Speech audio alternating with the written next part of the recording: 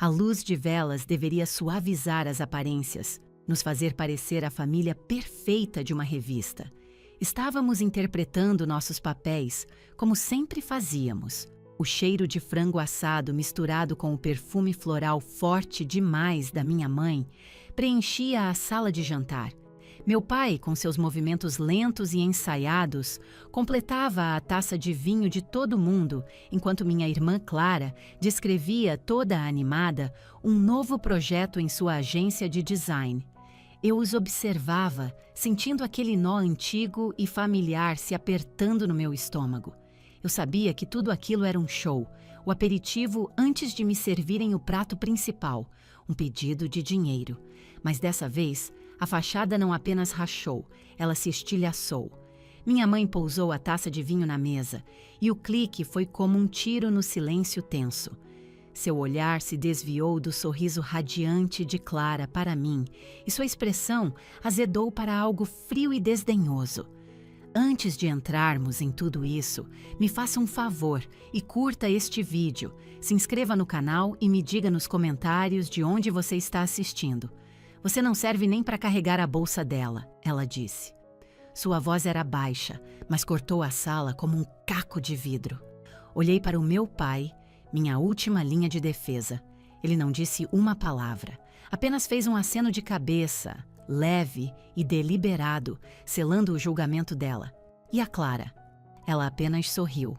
Não foi um sorriso grande, apenas uma curva pequena e contida de seus lábios, mas era triunfo puro e genuíno.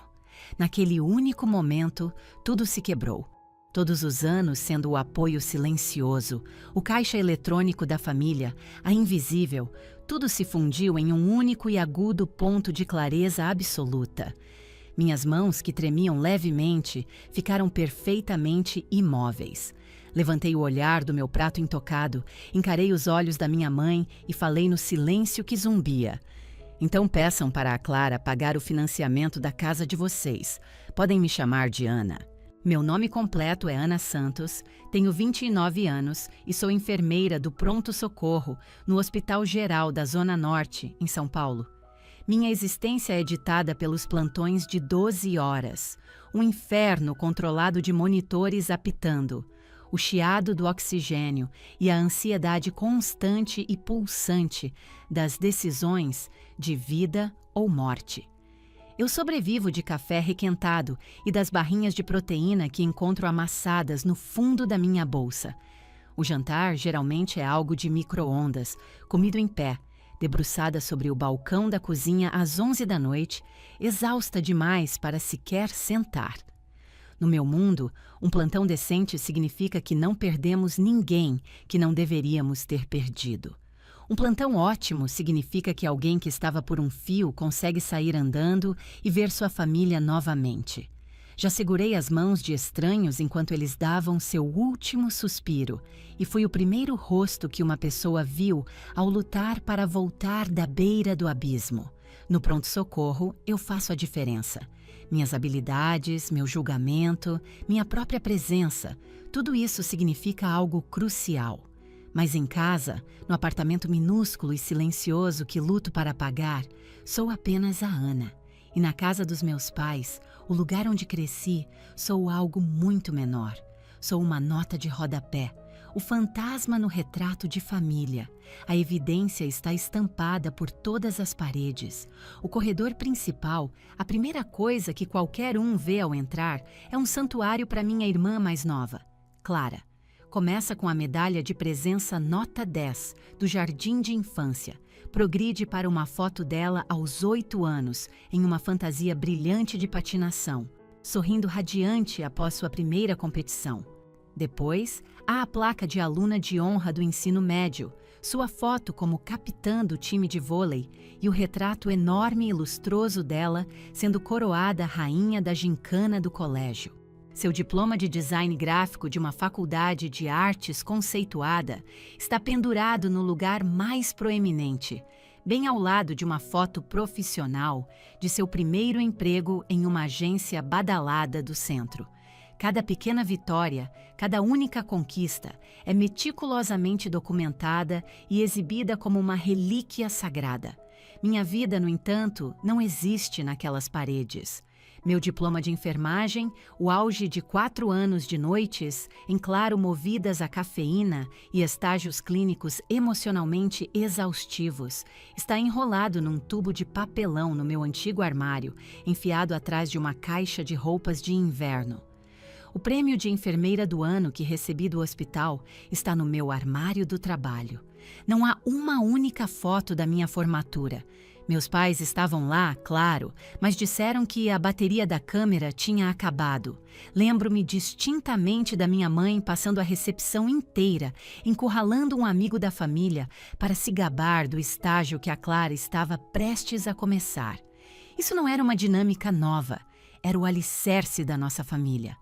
Clara era o Sol, uma estrela flamejante no centro do nosso sistema solar. Eu era um planeta distante e frio, útil por minha força gravitacional quando eles precisavam de algo, mas de resto, deixada para orbitar sozinha. Lembro-me dos shows de talentos da escola. A Clara sempre tinha uma apresentação solo. Ela tinha uma voz bonita para cantar, mas mais importante, ela tinha presença de palco. Ela vivia para os holofotes. Eu tocava flauta na orquestra, apenas um dos muitos rostos em trajes pretos iguais. Meus pais estariam na primeira fila, a filmadora apontada diretamente para a Clara. Depois, eles a cobriam de flores e abraços, rasgando elogios sobre como ela estava destinada à grandeza. Eles me encontravam mais tarde, geralmente a caminho do carro. "Ah, você também tocou muito bem, querida", minha mãe dizia, seus olhos já se perdendo. Sua mente em outro lugar. Não era por maldade, era apenas a ordem natural das coisas. Clara era o evento principal. Eu era apenas parte da equipe técnica. Esse padrão se infiltrou em todos os aspectos de nossas vidas.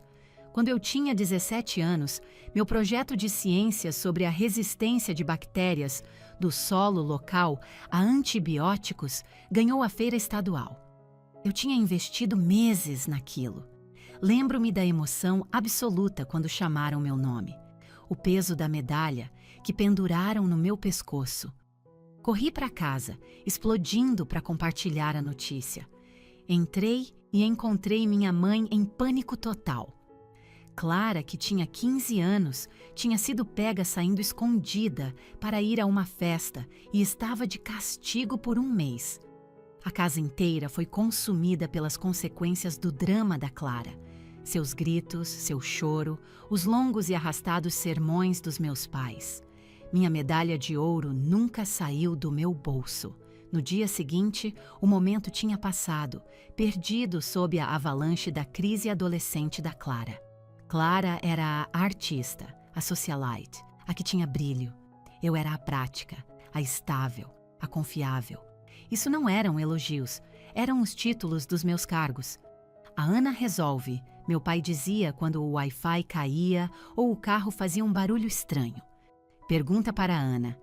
Ela é boa com essas coisas chatas, minha mãe dizia a Clara quando se tratava de coisas como imposto de renda ou ler um contrato de aluguel. Tornei-me a adulta designada da família antes mesmo de ter idade para votar. Era eu quem lembrava dos aniversários, quem insistia para meus pais pagarem as contas em dia, quem consolava a Clara em seus términos de namoro dramáticos. Eu era a consertadora, a viga de sustentação, o solo firme que permitia a Clara construir sua vida deslumbrante e instável. Eles não desgostavam de mim. Acho que, à sua maneira limitada, eles me amavam, mas era um tipo de amor passivo, funcional. Eles amavam o fato de eu não dar trabalho. Amavam o fato de eu ser independente. Amavam o fato de que podiam contar comigo. Eles me amavam pelos serviços que eu prestava, não pela pessoa que eu era. Meu próprio mundo, meus medos de perder um paciente, minha paixão secreta por escrever, meus sonhos de viajar, era um país estrangeiro que eles nunca expressaram interesse em visitar. Eles perguntavam, como foi o plantão? E antes que eu pudesse formular uma resposta, eles mudavam para um vídeo engraçado que a Clara tinha postado online. Então, eu aprendi a preencher as lacunas. Era isso que eu fazia. Quando meus pais precisavam de uma carona de última hora para o aeroporto, eles ligavam para mim, nunca para a Clara, porque ela estava muito ocupada. Quando o cachorro da família ficou doente, fui eu quem saiu mais cedo de um plantão para levá-lo correndo ao veterinário. Quando uma refeição de feriado precisava ser preparada, eu estava na cozinha picando cebolas, enquanto a Clara entretinha a todos na sala de estar, contando histórias sobre sua vida. Eu era o andaime que sustentava a bela estrutura da nossa família, essencial durante a construção, mas projetado para ser desmontado e escondido quando o prédio estivesse concluído. Por anos, eu disse a mim mesma que era uma troca justa. Ser necessária devia ser uma forma de amor, certo? Ser confiável era um tipo de valor. Eu me enterrei no meu trabalho, na realidade clara e objetiva do pronto-socorro. No PS, as regras são absolutas. Você segue o protocolo, você lê o prontuário, você age. Seu valor é medido pela sua competência. Lá, eu era vista. As famílias dos meus pacientes me viam, elas me agradeciam com os olhos cheios de gratidão genuína. Choravam no meu ombro, aprendiam meu nome, era um paradoxo cruel. O único lugar onde encontrei a conexão que eu desejava desesperadamente da minha própria família era num ambiente estéril e de alto risco de um hospital, cercada por estranhos. Era uma solução temporária, um curativo sobre uma ferida que vinha infeccionando desde que eu era criança. Eu não percebia na época, mas essa ferida estava prestes a ser escancarada. Os telefonemas sempre começavam com a voz da minha mãe, doce como sacarina. Era um tom que eu passei a reconhecer com uma sensação de pavor. Era a sua voz de preciso de um favor. A primeira vez que aconteceu, eu era enfermeira formada há menos de 1 ano. Estava finalmente ganhando um salário de verdade, uma quantia que parecia uma fortuna de rei depois de viver de empréstimos estudantis. Eu estava trabalhando em todos os plantões extras que conseguia, tentando construir uma pequena reserva. "Oi, querida", ela começou. Essa palavra, querida, era sua arma de escolha. "Como está minha enfermeira favorita?" Lembro-me de estar em um supermercado, segurando uma caixa de leite e sentindo um pequeno e tolo florescer de orgulho. "Está tudo bem, mãe, só cansada."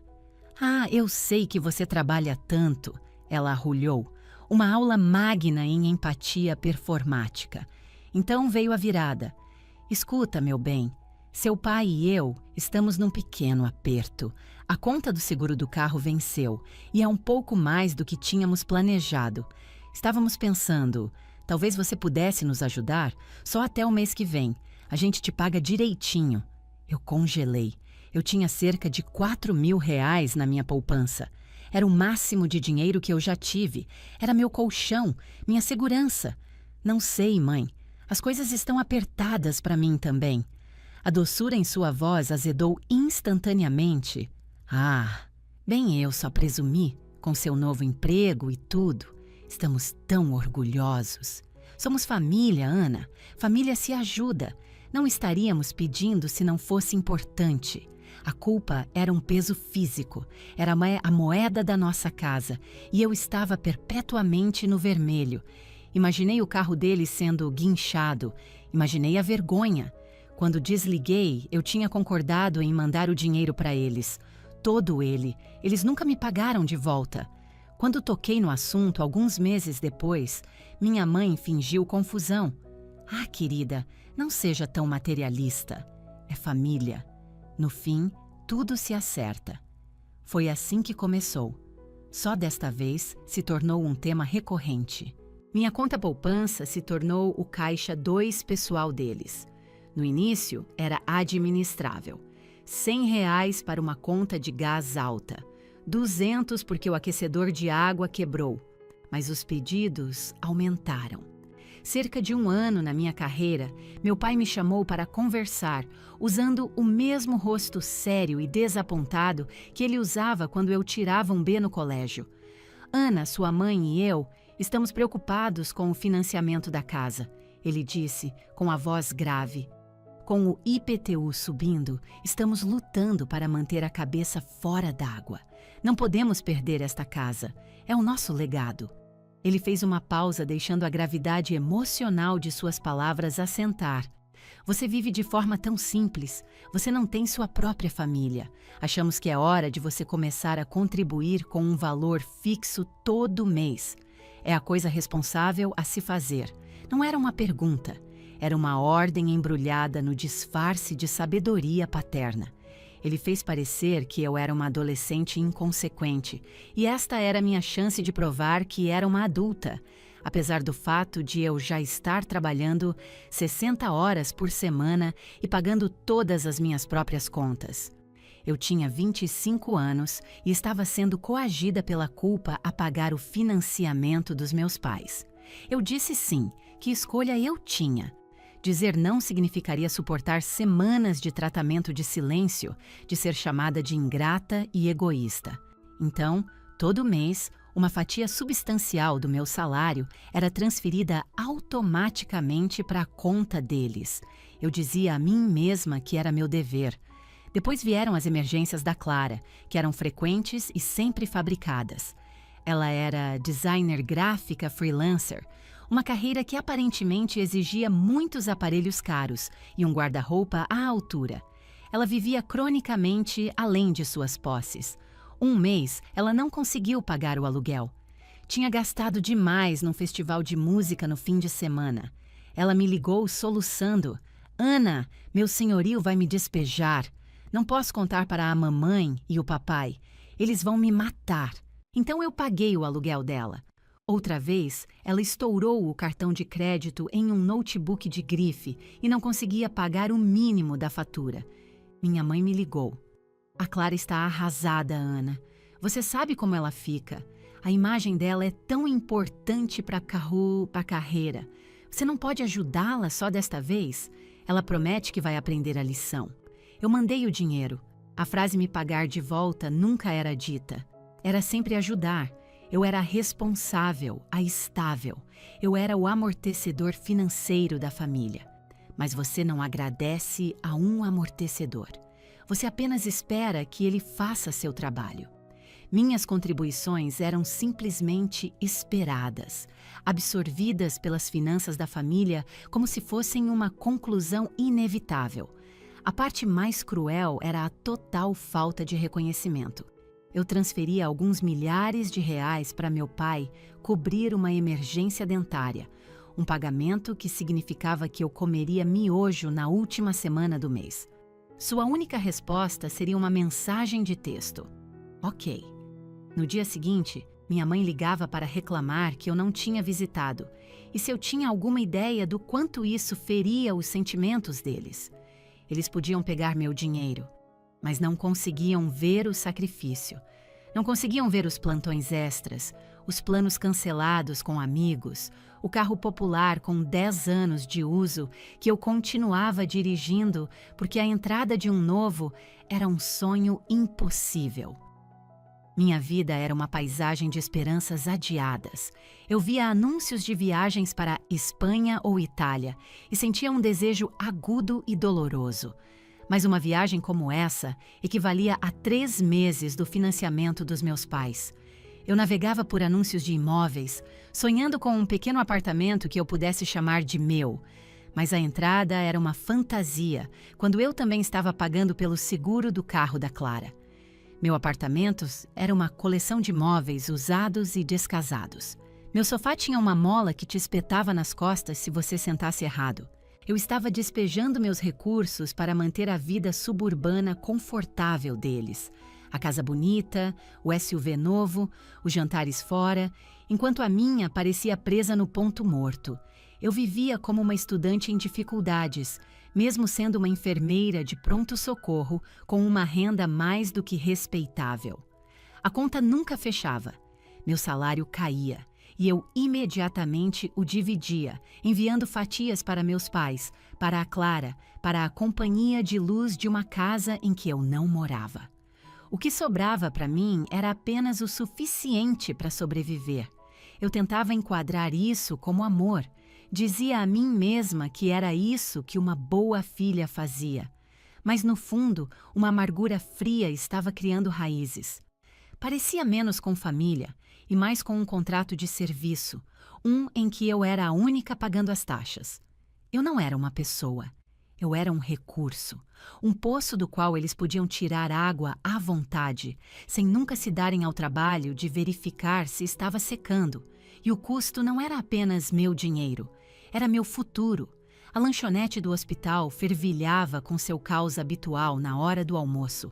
O ar cheirava a desinfetante e bife a rolê. Eu estava encolhida em um canto, tentando engolir uma salada murcha. Era a 7ª hora de um plantão de 12, que tinha começado com um engavetamento de vários carros e não tinha diminuído o ritmo desde então. Meus pés doíam, meu cérebro parecia estática e tudo o que eu desejava eram 10 minutos de silêncio. Peguei meu celular procurando uma fuga sem sentido. Rolei pelo Instagram, um borrão de fotos de férias e anúncios de bebês que pareciam de outro planeta. E então, meu polegar congelou. A foto era quase agressivamente alegre. Um oceano turquesa brilhante encontrava um céu perfeito e sem nuvens. E ali, bem no meio, estavam meus pais e a Clara. Eles estavam abraçados, sorrindo, estavam todos bronzeados e radiantes.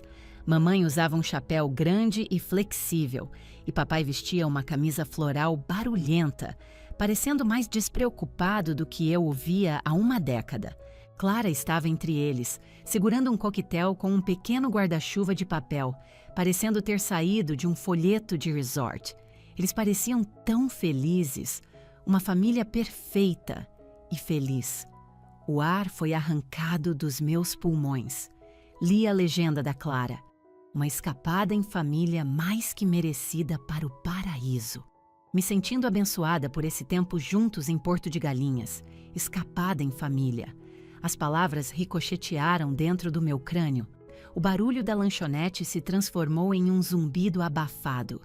Fiquei olhando para a foto, traçando seus rostos sorridentes. Eles estavam em Porto de Galinhas, juntos, como uma família, e eu não tinha recebido uma mensagem, nem um telefonema, nenhuma palavra. Meu primeiro pensamento foi uma esperança desesperada de que eu tivesse perdido a mensagem de alguma forma. Rolei freneticamente pelo meu histórico de chamadas e mensagens, meu coração martelando contra minhas costelas. Nada. Verifiquei meu e-mail, minha pasta de spam, ainda nada. Um pavor frio tão intenso que era nauseante me invadiu. Eles não tinham apenas esquecido de me contar. Eles tinham feito as malas, dirigido até o aeroporto, voado centenas de quilômetros sobre o oceano e nunca lhes ocorreu me incluir, ou sequer me informar. Minha colega, Ju, sentou-se à minha frente, sua bandeja fazendo barulho. "Você está bem, Ana?" Parece que vi um fantasma. Eu não conseguia formar palavras. Apenas virei a tela do celular para ela. Ela olhou para si e foto. Depois de volta para mim, sua testa se franzindo. "Ah, que legal. Porto de Galinhas. Quando vocês voltaram?" "Essa é minha família", sussurrei, as palavras parecendo bolinhas de gude na minha boca. "Eles estão lá. Agora mesmo." Os olhos de Ju se arregalaram com uma pena súbita e clara que era quase pior que a própria traição. Levantei-me abruptamente, resmungando algo sobre precisar de ar, e fugi da lanchonete, minha salada intocada esquecida. Encontrei um almoxarifado vazio e tranquei a porta, encostando-me nela enquanto meus joelhos começavam a ceder. Abri a foto novamente, dando zoom em seus rostos alegres. Eles não estavam sentindo minha falta. Eu não era uma peça ausente do quebra-cabeça. O quebra-cabeça estava completo sem mim. Com os dedos trêmulos, liguei para minha mãe. Chamou e chamou antes que ela atendesse, sua voz leve e distante. "Oi, querida. Está tudo bem?" "Eu vi as fotos", eu disse, minha própria voz vazia e estranha. "De Porto de Galinhas. Parece legal." Eu estava tentando dar a ela uma saída, uma desculpa a qual eu pudesse me agarrar. Houve uma batida de silêncio. "Ah, sim, meu bem, é simplesmente deslumbrante." A Clara nos fez uma surpresa. Foi tudo de última hora. Ela já estava construindo a narrativa, pintando a Clara como a filha generosa e a viagem como uma aventura espontânea. Por que ninguém me avisou? A pergunta foi um sussurro cru. Seu suspiro foi um sopro de ar suave e condescendente. Ah, querida, nós sabemos como sua agenda é uma loucura. Não achamos que você conseguiria tirar folga de jeito nenhum. Não queríamos te incomodar ou te fazer sentir mal por não poder vir. A desculpa era tão perfeitamente polida, tão suavemente entregue. Foi projetada para soar atenciosa, como se eles estivessem protegendo meus sentimentos. Mas era uma mentira, e nós duas sabíamos disso. Pensei em todas as vezes que eu tinha reorganizado minha agenda brutal por eles. Os plantões que troquei para estar ao lado do meu pai após uma cirurgia menor. Os fins de semana que abri mão para ajudá-los a cuidar do jardim. As vezes que fui até lá no meu único dia de folga para consertar o notebook da Clara, eu sempre arranjava tempo. A ideia de que eles não queriam me incomodar era um insulto profundo e calculado. Era a confirmação do meu medo mais profundo e sombrio. Eu não fui esquecida, fui intencionalmente excluída. Eles fizeram uma escolha. Enquanto eu estava ali naquele almoxarifado estéril e sem janelas, a verdade me atingiu com a força de um impacto físico. Eu não era a filha deles, eu era a utilidade deles. Eu pagava pela estabilidade que permitia viagens de última hora para Porto de Galinhas.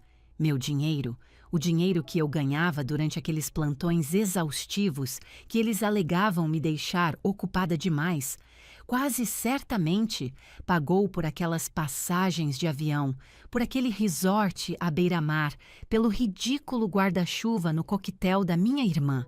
Eu não era um membro da família a ser celebrado. Eu era a infraestrutura, o encanamento que mantém a casa funcionando, mas que nunca é visto ou reconhecido.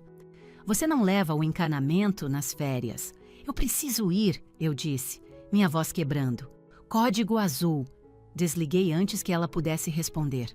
Não era mentira. Um alarme tinha acabado de começar a soar no corredor. Enxuguei uma única lágrima quente do meu rosto, ajeitei meu uniforme e saí do almoxarifado. Eu tinha um paciente para salvar, mas algo dentro de mim havia se fraturado além do reparo.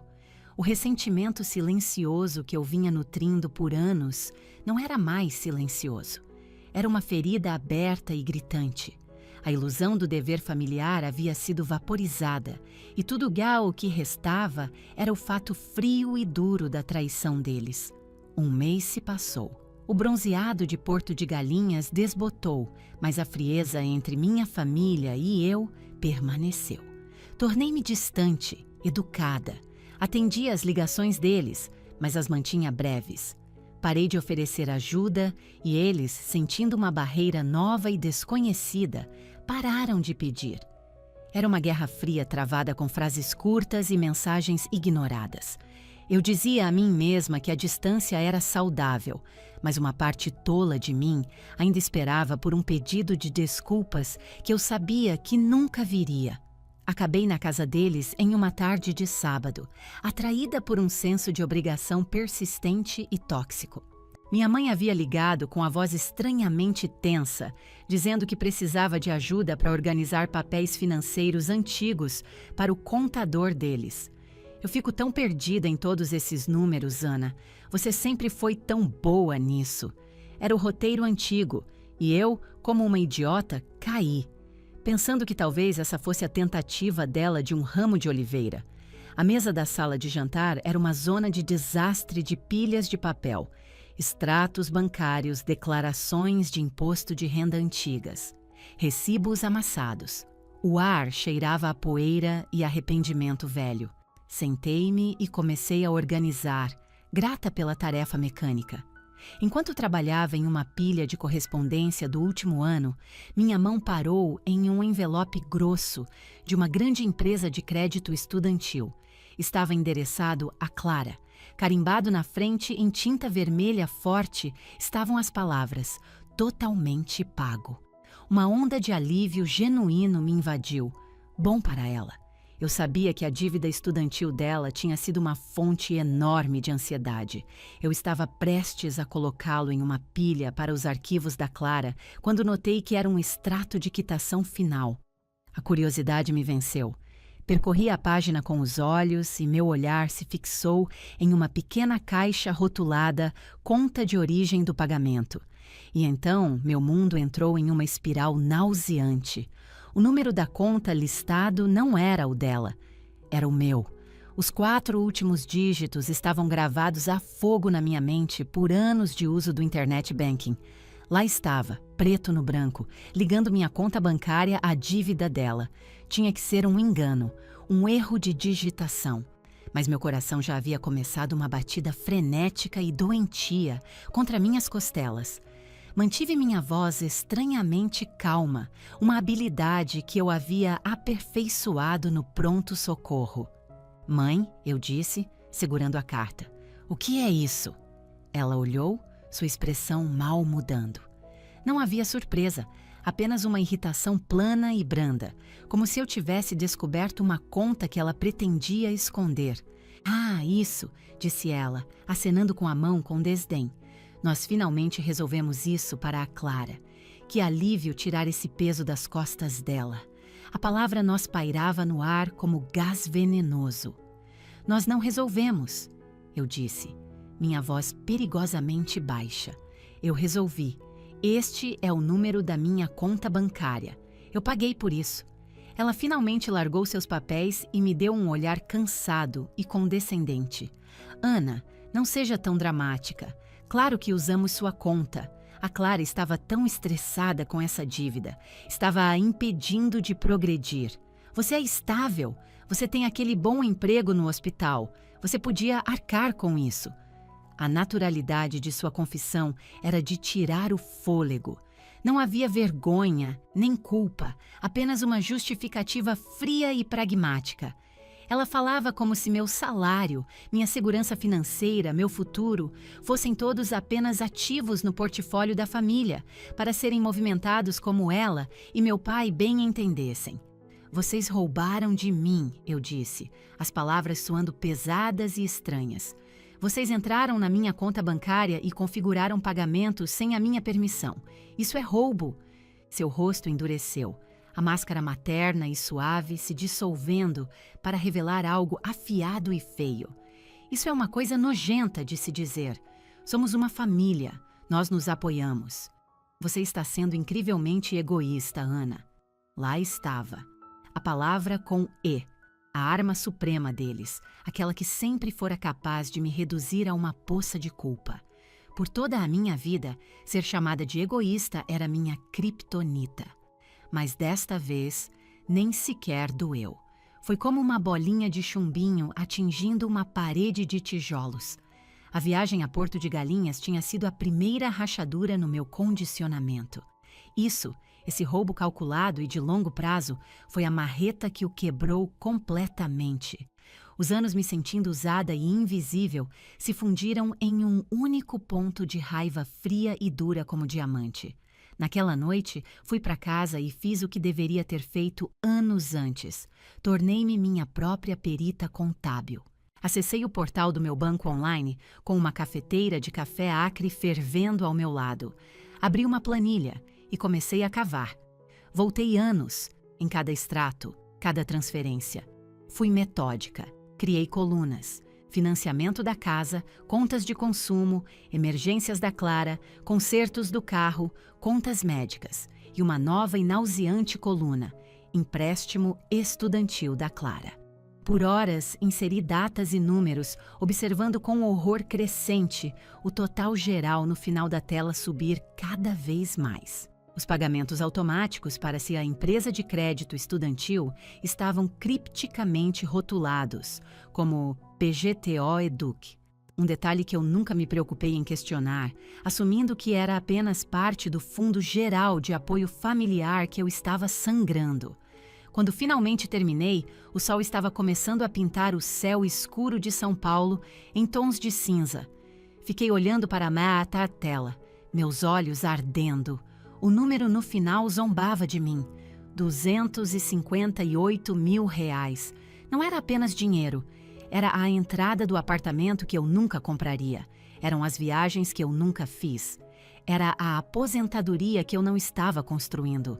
Era uma quantificação física do completo e absoluto descaso da minha família por mim. Era o preço de ser a boa filha. Ver aquilo ali, preto no branco, mudou tudo.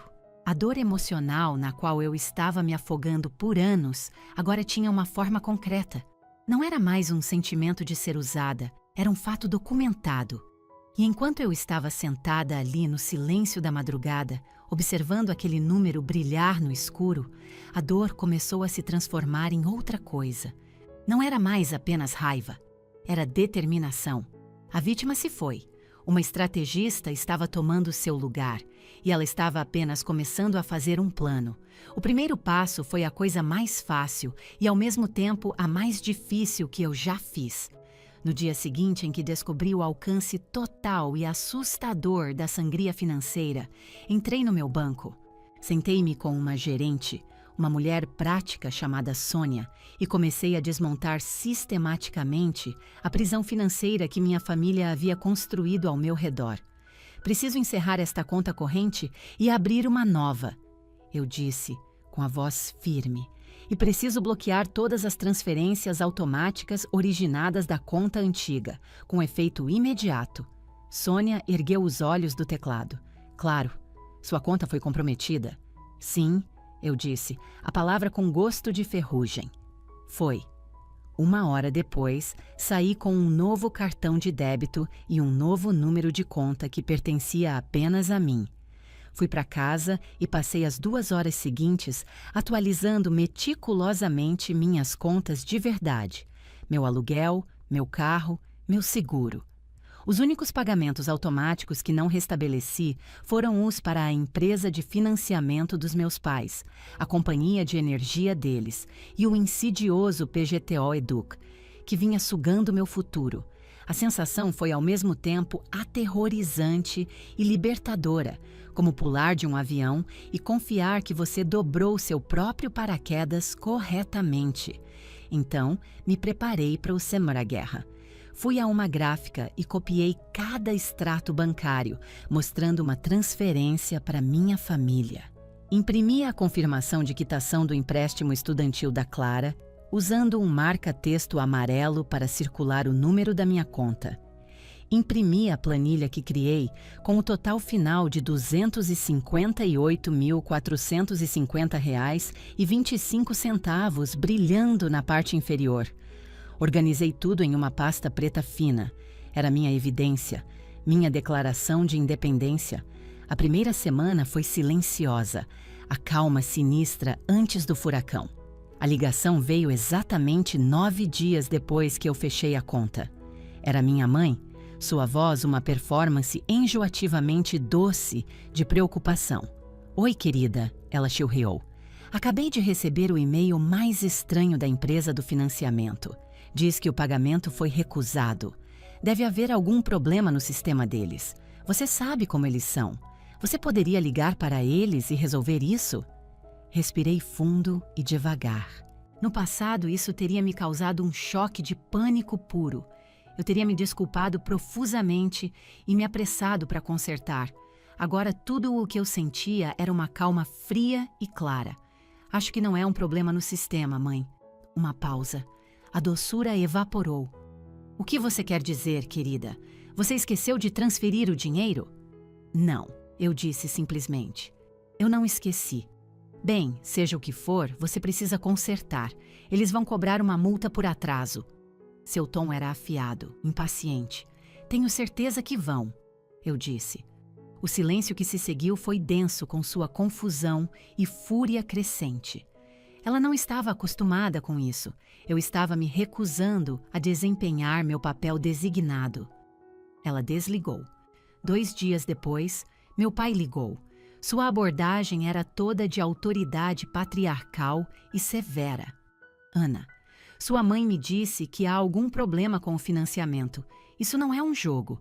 Você tem uma responsabilidade para com esta família. Nós dependemos de você. Olá, pai, eu disse com a voz uniforme. Eu não estou mais pagando o financiamento de vocês. A explosão foi instantânea. Como assim você não está pagando? Depois de tudo o que fizemos por você. O teto sobre sua cabeça. A comida que colocamos no seu prato. É assim que você nos retribui? Com essa bobagem infantil? Deixei-o esbravejar. Anos disso me condicionaram a encolher, a me sentir pequena e sem valor. Mas agora, suas palavras eram apenas estática. Eu podia ouvir o pânico por trás da raiva. O poder dele era construído sobre a minha obediência, e eu tinha acabado de puxar a tomada. Eu paguei por esse teto sobre a cabeça de vocês nos últimos 4 anos, eu disse, quando ele finalmente parou para respirar. Acho que estamos mais do que quites. Eu desliguei. A ligação final veio naquela noite. Era a Clara. Sua voz era um coquetel estranho de irritação e inocência fabricada. Ana, o que está acontecendo? Mamãe e papai estão surtando. Você pode simplesmente consertar isso? Seja o que for. Estou sob tanta pressão no trabalho, eu realmente não posso lidar com esse drama. Suas palavras, mais do que as de qualquer outra pessoa, cimentaram minha resolução. Ela não podia lidar com o drama que eu vinha subsidiando para que ela pudesse viver sua vida despreocupada e perfeita para o Instagram. O drama que só eclodiu no segundo em que o dinheiro grátis parou. Não há nada para consertar, Clara, eu disse. O que há de errado com você? Ela choramingou. Por que você está fazendo isso com a gente? A gente. Ela sempre viu a família como uma unidade de 3. Mamãe, papai e Clara. Eu era apenas a equipe de apoio externa. Pensei na pasta preta na minha mesa de centro. Pensei nos R$258 mil. O plano, que tinha sido uma ideia nebulosa, tornou-se cristalino. Vamos todos jantar, eu disse, minha voz mudando, tornando-se mais quente, mais conciliadora. Sábado à noite, em casa. Podemos todos sentar e conversar sobre tudo. Eu quase podia ouvir o alívio tomá-la. Ela achou que eu estava cedendo. Todos eles achariam. Eles assumiriam que suas táticas funcionaram, que eu tinha caído em si e estava pronta para rastejar de volta, pedir desculpas e ligar a torneira do dinheiro novamente. Eles preparariam seus discursos prontos para receber a filha pródiga e sua conta bancária de volta ao rebanho. Ok, disse ela, sua voz se iluminando. Sim, é uma boa ideia. Eu aviso a eles. Quando desliguei, não senti raiva ou nervosismo. Senti uma clareza profunda. Eles pensavam que eu estava vindo para me render. Na realidade, eu estava vindo para entregar os termos da rendição deles. A casa cheirava a frango assado e a uma tentativa desesperada de civilidade. Minha mãe tinha usado a louça boa, os pratos reservados para feriados e acendido velas que lançavam um brilho quente e enganador. Era um palco montado para uma peça sobre uma família feliz, e éramos todos atores que haviam esquecido nossas falas. Meu pai cortava o frango com um floreio autoimportante. Minha mãe se agitava com o vinho, seus movimentos bruscos e ansiosos. Clara mantinha os olhos grudados no celular, um sorriso pequeno e nervoso estampado no rosto. Eles estavam esperando que eu cedesse, que começasse o pedido de desculpas que tinham tanta certeza que viria. Comi minha comida devagar, deliberadamente. Eu não tinha pressa. O silêncio era minha arma. Finalmente, meu pai limpou a garganta pousando o garfo e a faca. Era agora. Ana, ele começou, seu tom uma mistura ensaiada de decepção e preocupação. Precisamos conversar. Você não pode simplesmente nos cortar. Não é certo. Somos uma família. Nós contamos com você. Essa palhaçada nos magoou profundamente. Encarei seu olhar e o sustentei. Meu silêncio o enervou. Ele olhou para minha mãe em busca de apoio. Ela pegou sua deixa perfeitamente. Seu pai tem razão, querida. Todos nós temos que fazer nossa parte. A carreira da Clara está em um ponto tão crítico. A pressão que ela está sofrendo... temos que apoiá-la. Quando ela tem sucesso, todos nós temos sucesso. Suas contribuições ajudam a todos nós, ajudando ela. Foi uma performance bem ensaiada. Ele interpretou a figura de autoridade. Ela, a manipuladora emocional. Eles estavam enquadrando minha servidão financeira como um nobre investimento no sucesso coletivo da família, personificado pela Clara. Olhei para a Clara. Ela finalmente largou o celular, sua expressão uma mistura de direito adquirido e constrangimento. "A mamãe está certa, Ana", ela murmurou, evitando meus olhos. É muita coisa agora." Tomei um gole lento de água, deixando as palavras deles pairarem no ar. Eu podia sentir a suposição coletiva de que eu agora desmoronaria sob o peso da decepção deles. Era uma estratégia que havia funcionado por 29 anos. Mas a pessoa com quem eles estavam falando não estava mais lá. Minha mãe, sentindo que estava perdendo o controle, partiu para o golpe final. Ela se inclinou para a frente, sua voz baixando para um sussurro conspiratório, como se compartilhasse uma verdade triste, mas necessária. "Você tem um emprego bom e estável, Ana. É maravilhoso. Mas a Clara, ela tem potencial de verdade, potencial para ser verdadeiramente especial. Você tem que aceitar isso. Honestamente, você nem joga na mesma liga que a sua irmã. Lá estava, o credo fundamental e não dito da nossa família, finalmente verbalizado. Na mente dela, não era cruel, era uma constatação de fato. Eu era o cavalo de carga robusto. Clara era o puro sangue delicado e premiado. Você não espera que o cavalo de carga vença a corrida. Você espera que ele puxe o arado que alimenta todos os outros. Algo dentro de mim, o último fio de esperança de que eu os havia entendido mal todos esses anos, simplesmente arrebentou. A dor nem sequer registrou. Tudo o que senti foi a finalidade silenciosa e fria da verdade. Pousei meu garfo. O pequeno tilintar soou como um tiro na sala silenciosa. Olhei para minha mãe, depois para meu pai, depois para a Clara, sustentando o olhar de cada um deles. Então peçam para a Clara pagar o financiamento da casa. Minha voz era baixa, desprovida de toda emoção. Era uma conclusão simples e lógica. Se Clara era o investimento superior, ela deveria ser quem forneceria os retornos. O silêncio que se seguiu foi um vácuo morto e sem ar. O rosto do meu pai ficou flácido. A boca da minha mãe ficou entreaberta. Clara apenas olhava, com os olhos arregalados de incredulidade. Abaixei-me para pegar a bolsa que havia trazido comigo. Tirei a pasta preta fina e a coloquei sobre a mesa, bem entre os saleiros e pimenteiros. Deslizei-a pela madeira polida até o centro. "O que é isso?" Meu pai finalmente conseguiu dizer engasgado. "Isso", eu disse, minha voz ainda firme, "é um registro das minhas contribuições. Eu somei tudo. Nos últimos 4 anos eu paguei R$ 258.450,25 para esta família.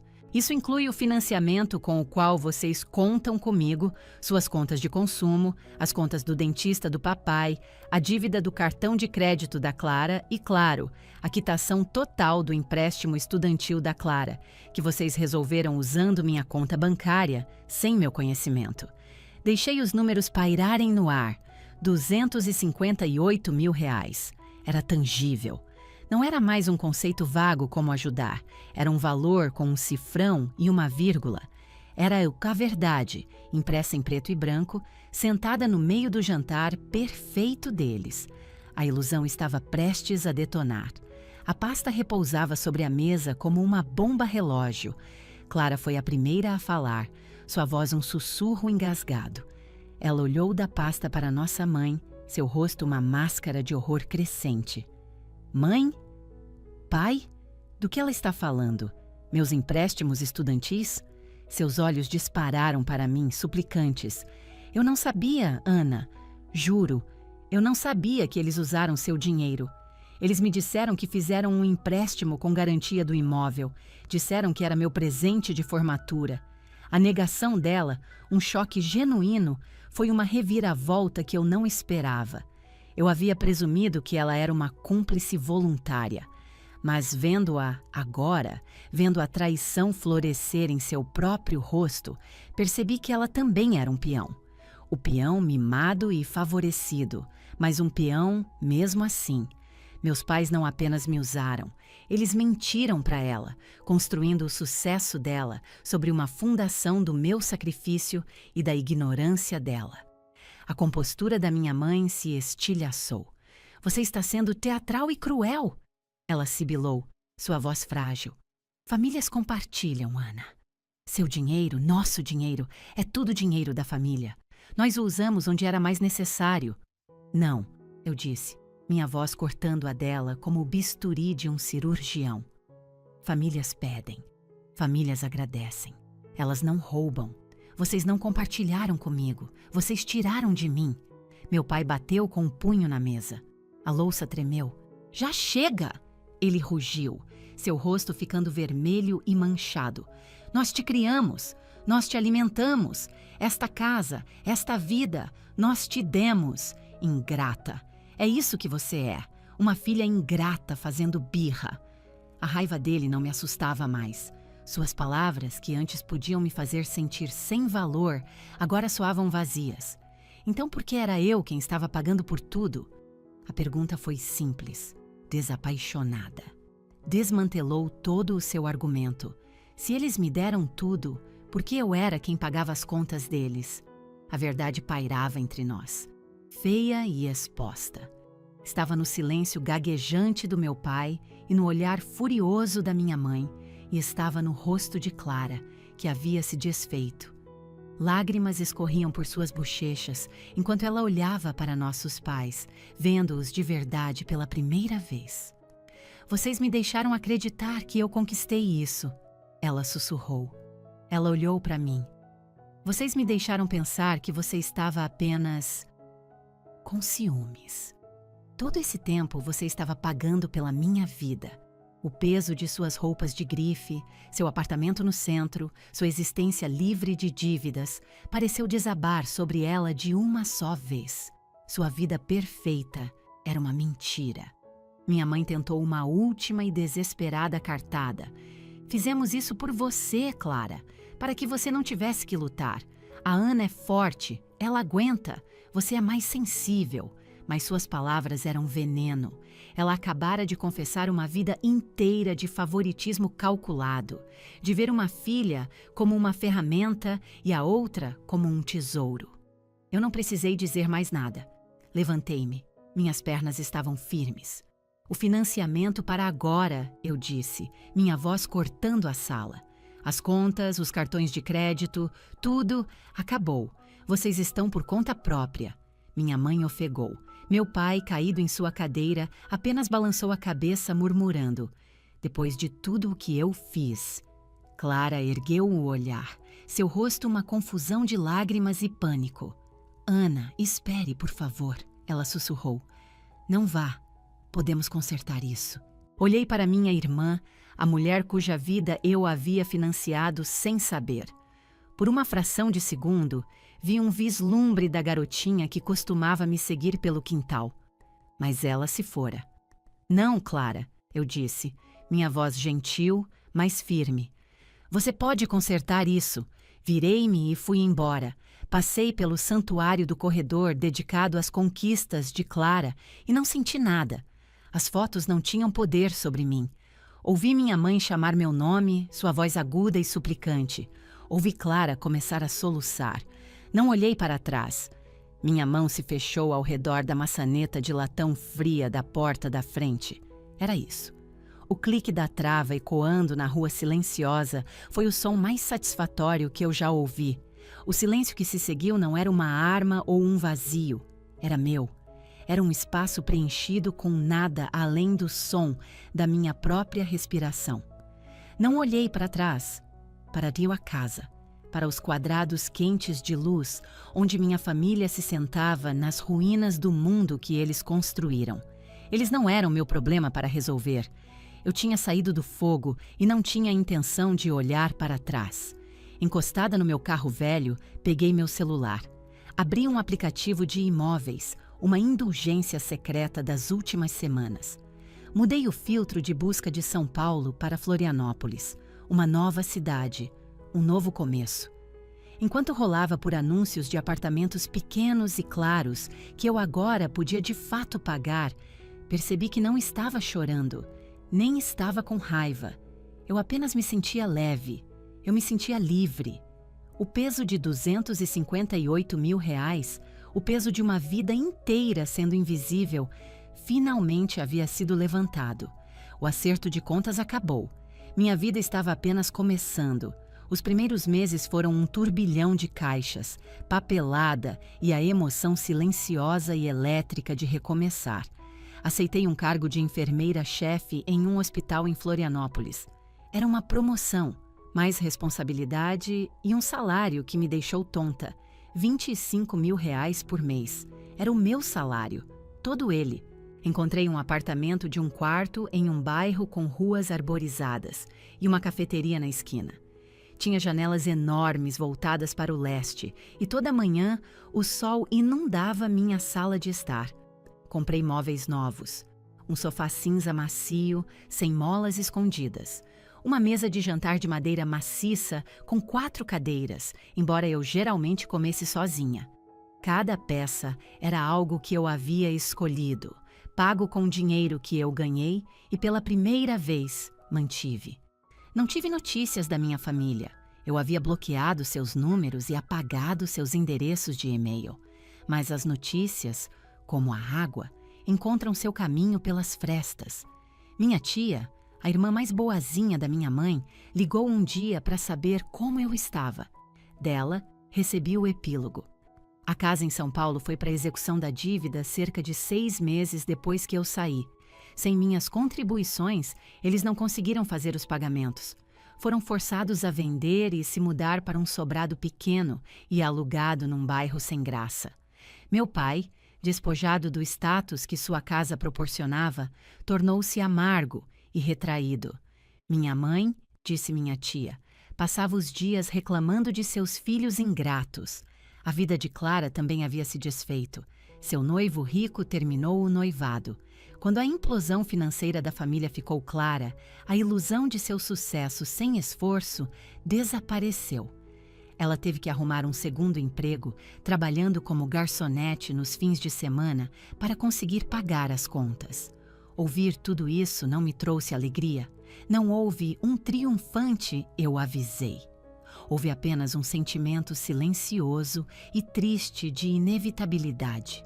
A queda deles não foi minha vingança, foi uma consequência natural. Eles haviam construído um castelo de cartas nas minhas costas. Quando eu me levantei, ele desmoronou. Uma manhã, cerca de 1 ano depois de me mudar, acordei antes do meu alarme. O céu do lado de fora da janela do meu quarto estava mudando de um preto tinta para um roxo suave e machucado. Fiz uma cafeteira de café na minha cozinha limpa, o cheiro rico e reconfortante. Levei minha caneca para o meu sofá cinza e observei um novo dia começar.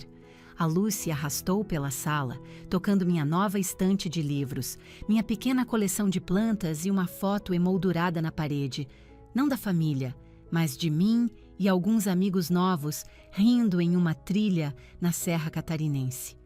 Naquele momento de silêncio, observando o nascer do sol em uma vida que era inteiramente minha, eu finalmente entendi.